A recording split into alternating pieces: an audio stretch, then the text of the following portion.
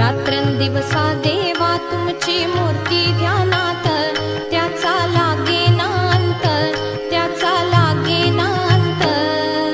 स्वप्नात आले माझ्या गुरुदेव दत्त, स्वप्नात आले माझ्या गुरुदेव दत्त.